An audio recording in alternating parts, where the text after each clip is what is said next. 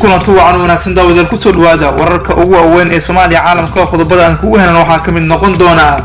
qaar ka tirsan dhaawacyadii markaasi ku dhaawacmay qaraxidii Zoobe ayaa markaasi laga tagay isla markaana aan la qaadin dalka dibadiisa kuwa ugu darnaa halka kuwa ku ehelka wasiirka caafimaadka iyo wasiirro kale oo markaasi xukuumadda ka tirsanna wadanka dibadiisa loo qaaday waan idin soo gudbin doonaa heebsa iyo soo kale cadaalad daradii ugu weyneed oo lagu sameeyay dhaawacyadii markaasi ku dhacmay isgooska Soobe qaraxidii ka dhacay mataanaha ahaa hadaba lacagtii dawladda ee ku deeqday iyo ganacsada halkee baa lagu bixinayaa musuqmaasuq weyn iyo fadeexado ayaan dul hooganaya waan idin soo gudbin doonaa qodobada kale waxaa qayb ka noqon doona qorshaha sirta Masar iyo Imaaraadka ee Soomaaliya ay ugu qorteen 3,000 oo dhalinyaro markaasi la askareeyo subhanallah ayay dadka leeyihiin oo durbu waxaa soo bixaysa halis kale oo ku aadan in dhalinyarada Soomaaliyeed Masar iyo Imaaraadka Carabta la geeyay Eritrea oo kale hadda Eritrea dhalinyaro badan ay ku maqan tahay oo war iyo wacaalkoodana aan laga warqabin xaaladda ku sugan yihiin waa daawad doontaan golaha maanka ee qaramada midoobay oo sheegay tallaabo ay tahay in la qaado kadib qaraxidii Zoobe toosan ku faahfaahin doonaa warar kale macaan ku dibnaasida oo qaybka Ahmed Fiqi oo jawaabku ka bixiyay hadalkii yaabka lahaa ee ka soo yaray Mahad Karatay muuqaalka la akhrisin shirgareeya si saaxiibo badan oo u gaaro aad baad u maasantihiin aan ku bilaawno saaxiibyada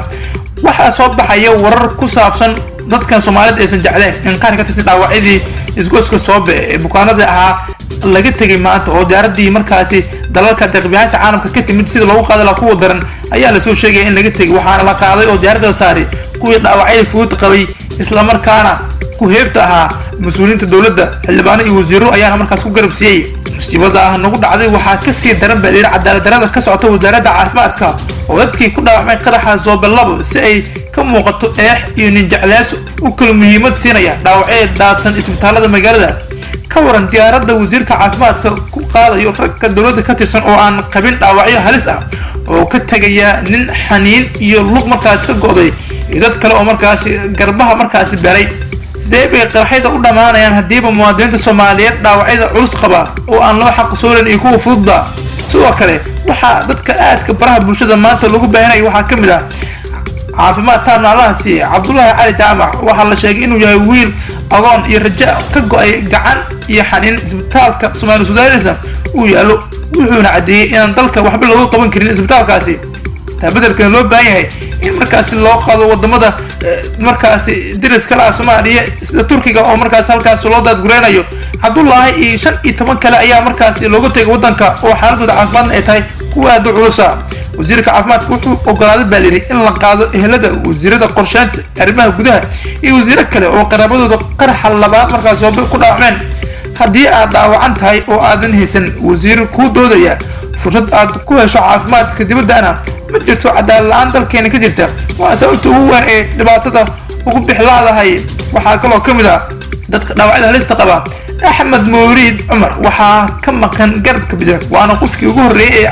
warbixintiisa caafimaad lagu sheegay inaan dalka waxba lagu qaban karin Axmed wuxuu ka soo jeedaa beesha Jaraweyne waana nin danyar oo xaq u leh in dawladda ilgaara markaas ku qabto marka la eego lacagaha lagu yabo dhaawacyadaas ayaa mid aad u tar badan hadda waxaa kamid ah dadka inta badan lacagaha dhibay xukuumadda oo 1 milyan ku deeqday wasaaradda ganacsiga oo wakiilka ganacsiga Soomaaliyeed oo 1 milyan ah daabshiil oo 500,000 ah Hormuud oo 200,000 ah Premier Bank oo 100,000 ah Beeko oo 50,000 ah Asaan oo 20,000 ah wasaaradda gaadiidka dawladda badan oo 26,000 ah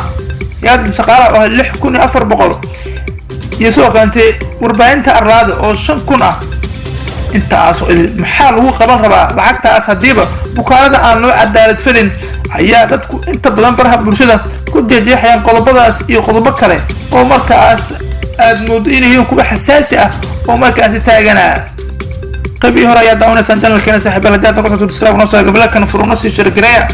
saaxiibada ma kasta jooga dadku kuma tagay laakiin noo rabay aad baad u maasantiin bal markaana aan eegno halista soo wajahay dhalinyaradana waxaa markaan soo sheegay in Masar ay qoranayso Imaaraadka Carabta dhalinyaro Soomaaliyeed oo dalalkaas loo qaadayo weli waxaa dalka Eritrea ku maqan kuwii farmaajo uu qoray 5 sano ka hor ilaa haddana aan dalka dib lagu soo celin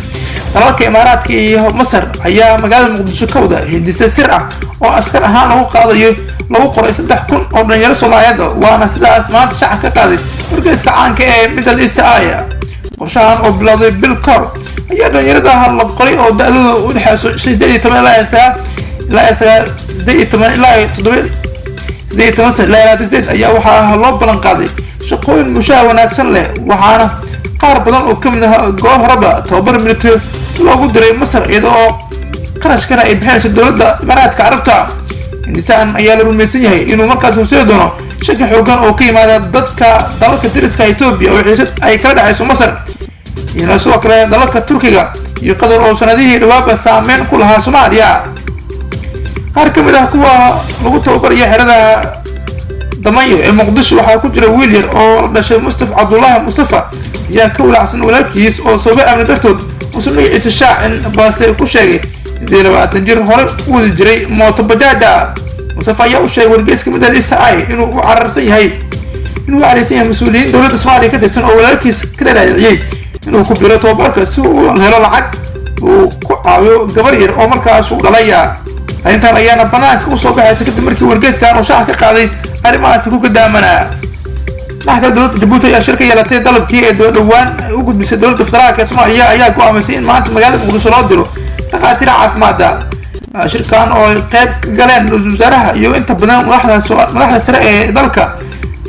u qaabilsan caafimaadka ayaa waxaa lagu sheegay inay waajib tahay in gurmad caafimaad degdeg ah la gaaro walaalaha Soomaaliyeed wasaaraha ayaa sheegay in dhaqaatiirta loo soo dirayo Muqdisho ay yihiin kooxo caafimaad ah kuwa sida gaarka u qaabilsan gurmadka caafimaadka شو مركانا أوتوبرنا سو كل واحد وشيء إن وعيدها واحد وقوم ويا مجال مقدس الله قادونه بيقدر دلك جيبوتي دلك كلا سومالي مركز يستعجله ما تعير وجوده يعني كحلة كاتيرتي أجب كل ضعف ما كسو دجان مجال مقدس كسوم سماس وحولي ولا تأسي كجرنا أي بناك أي أصاب بحذي وركو